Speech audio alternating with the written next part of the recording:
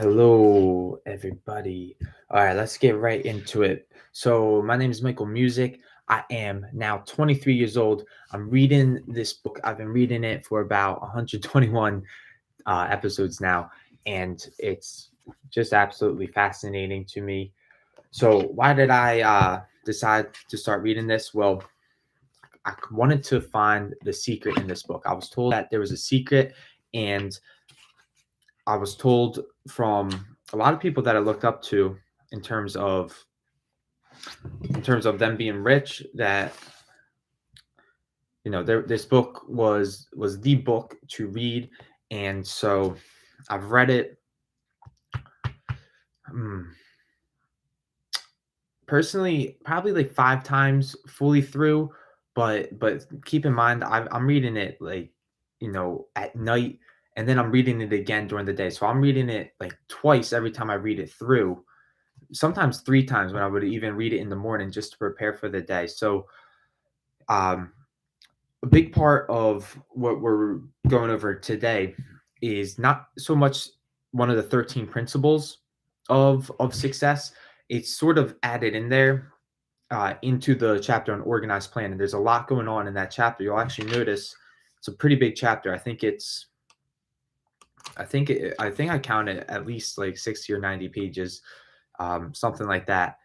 And so they added this in kind of to self-reflect on uh, myself. So every time I go through this book, I kind of look at the 30 major causes of failure, like what we're talking about today, and I see, okay, like, is this an area in my life that I'm experiencing now, right? Because at the end of the day, right, this self-analysis is what makes this book a little different, because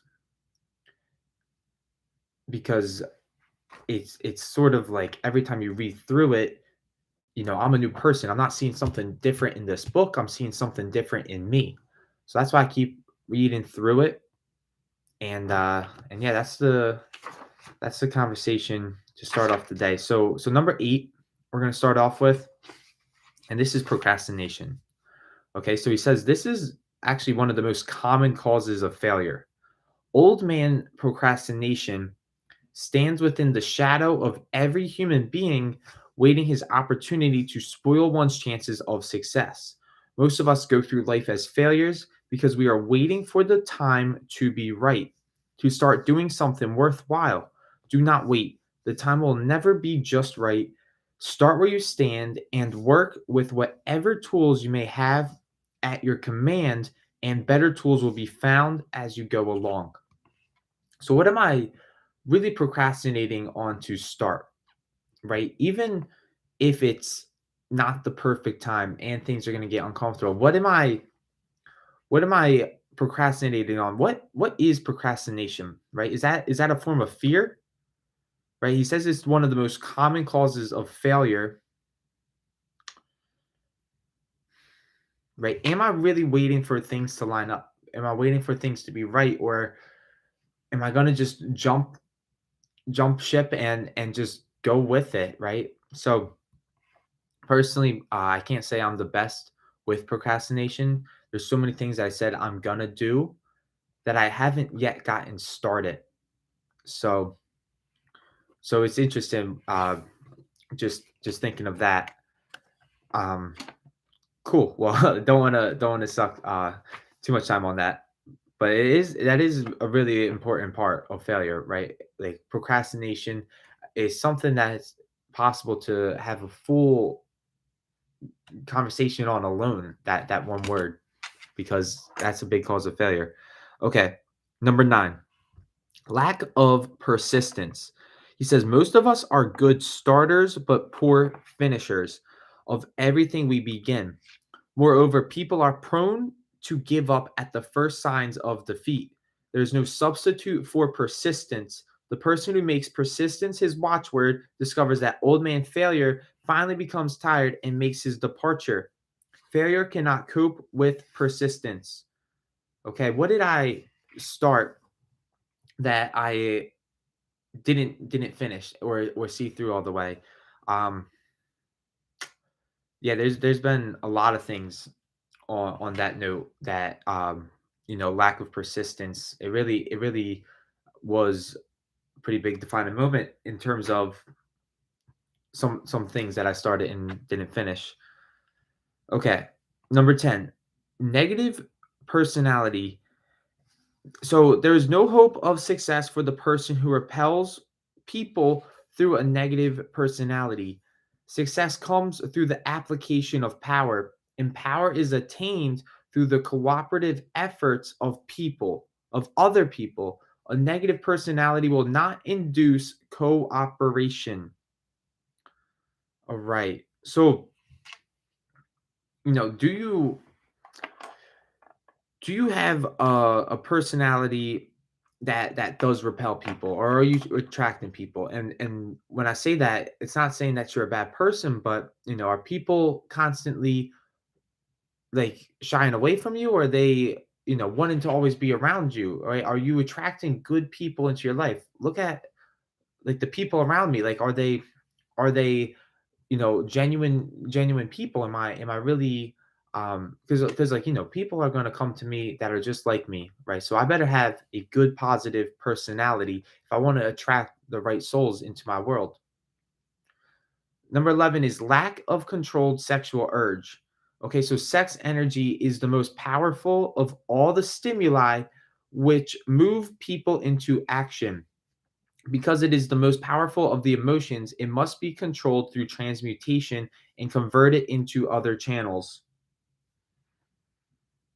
All right, so we'll leave that as that. So, yeah, moving on. All right, number 12, uncontrolled desire for something for nothing. The gambling instinct drives millions of people to failure. Evidence of this may be found in a study of the Wall Street crash of 1929, during which millions of people tried to make money by gambling on stock margins. Okay, I noticed this, especially in college. I noticed this a lot. But are you trying to just gain, right? I think a big secret in this book that I personally have passed over many times was the hidden line of visualizing what I'm gonna give for that which I'm gonna get, right? Like, am I thinking only about attracting the money, right? Let's say I wrote on my goal card a specific dollar amount, and I'm getting emotionally involved with attracting it every day. But am I just thinking that it's only gonna come to me and that there's nothing I have to give, right? That's not even possible. That actually goes against the laws. You have to give in order to receive. So am I visualizing what I'm going to give for the money, or do I have a strong desire of something for nothing, right? Or are you a gambler, right? Do you constantly gamble and just hope that you are going to win it big? Okay, this one is going to hit hard. 13 is lack of a well-defined power of decision. Men who succeed reach decisions promptly and change them, if at all, very slowly. Men who fail reach decisions, if at all, very slowly and change them frequently and quickly. Indecision and procrastination are twin brothers. Where one is found, the other may usually be found also. Kill off this pair before they completely hogtie you to the treadmill of failure. Wow. Okay, let's definitely read over that again because there's a whole chapter on it, and it's possibly one of the most important quotes that I know. One of my mentors, whose name is Bob Proctor, who studied this book himself for over 60 years, who was the person that got me into studying this book. He actually, um, on the chapter of decision, said this was the most powerful idea that he learned from this book. So let me repeat it again, right? We're talking about the 30 major causes of failure here. He says, lack of a well-defined power of decision. Men who succeed reach decisions promptly and change them, if at all, very slowly. Men who fail reach decisions, if at all, very slowly and change them frequently and quickly. Indecision and procrastination are twin brothers. Okay, going back to indecision and procrastination. That's crazy, right? The twin brothers, where one is found, the other may usually be found also. Kill off this pair before they completely hogtie you to the treadmill of failure. Okay, so what decisions am I really holding off on? Like, what am I? What like there's obviously levels to this, right? I'm at a certain level of way of living right now, and it may not be the most sexiest, but what decision am I really holding off on to get me to that next level that I keep saying that I want, but do I really want it, right? Like, or am I just running my mouth and saying that I really want it? Okay, number 14, one or more of the six basic fears. So he says these fears have been analyzed for you in a later chapter. They must be mastered before you can market your services effectively. So I'll just explain the fears real quick. I won't explain them, but I will say them. So we got the fear of poverty. That's number one. The fear of criticism is number two. And I think it's the fear of death is number three. Those are the top three. Number four is the fear of ill health. Number five is the fear of loss of love. And number six is the fear of old age. So we'll talk about these fears, but are any of those fears that I just mentioned holding you back? Right? Do I fear what people's opinions are of me? Right? Even the people that I don't care about. Do I fear getting old or kind of I'm at the point now where, I'm out of college, right? Am I fearing getting old, or am I looking forward to getting older and the more wisdom that I'm gaining with it? Right. So we'll talk about those six fears, right? Okay, number 15, wrong selection of a mate in marriage. This is a most common cause of failure. The relationship of marriage brings people intimately into contact. Unless this relationship is harmonious, failure is likely to follow. Moreover, it will be a form of failure that is marked by misery and unhappiness, destroying all signs of ambition. So I'm personally not married, but I don't even know if I can speak on that because I'm not married. So yeah, did you choose the right mate? Right? Do you have the right partner in your life? Because they're going to play a big role. Number 16, over caution. The person who takes no chances generally has to take whatever is left when others are through choosing. Over caution is as bad as under caution.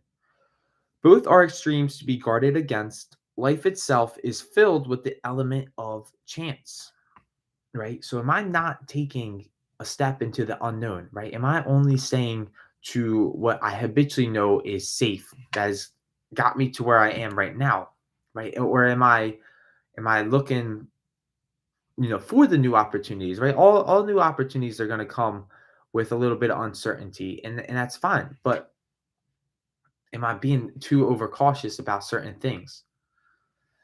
Okay, number 17, wrong selection of associates in business.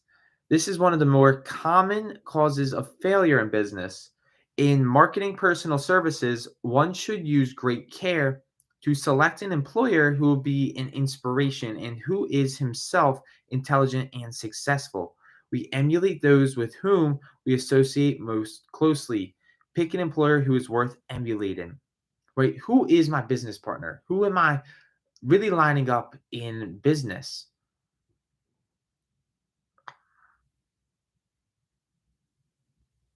Got it. So for me personally, I am an employee right now, and it's like yes, I'm around a lot of salespeople, but am I surrounding myself about around a bunch of employee mindseted people, or do I want to partner up with a true business partner who is also, you know, my mentor, right? Like what decision there am I gonna make?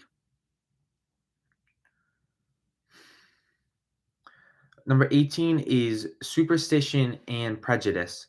Superstition is a form of fear. It is also a sign of ignorance. Men who succeed keep open minds and are afraid of nothing. Okay, what does superstition and prejudice mean? Right, superstition is you just walk around looking for the bad in something. Like maybe there's a topic that you don't know, and you only can see the bad in it, right? That is a form actually of fear, is a form of ignorance, is what he's saying. Right. So what do we want to do to get rid of our superstitions, right? We want to gain understanding. So the only way that I've come to realize is the way to freedom, truthfully, is to gain understanding. And so that's why I read these books. Um, yeah. So what am I really superstitious about, right? What am I prejudiced about, right? What does prejudice mean? To prejudge, right? It's not just like the most derogatory term for it. Like, am I prejudging anything? Am I prejudging an opportunity that's presented to me day in day out, right? Am I prejudging the people that are stepping into my life, right? Like at least I know it is a sign of ignorance. So I'll leave it at that. I'm gonna stop talking now. Okay, number 19. Wrong selection of a vocation. No man can succeed in a line of endeavor which he does not like. The most essential step in the marketing of personal services is that of selecting an occupation into which you can throw yourself wholeheartedly. So let me ask you this, right? Do you truly love what you're doing? Do you truly love that? Like, this is for me. Do I truly love my job, right? Right now, I am a salesman. Don't get me wrong. I take a lot of pride in it, but do I truly love my job? Do I love the fact that I'm building someone else's dream by picking up that phone and dialing every day, right? Do I love that? Right? Am I gonna go all in on this? You know, I've given this a lot of thought.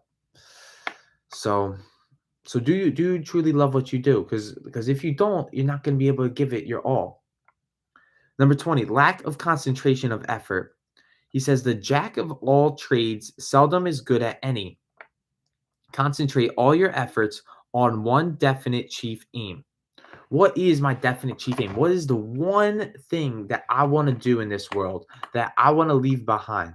Right? What is that one thing? What do I truly want? What do you truly want to do?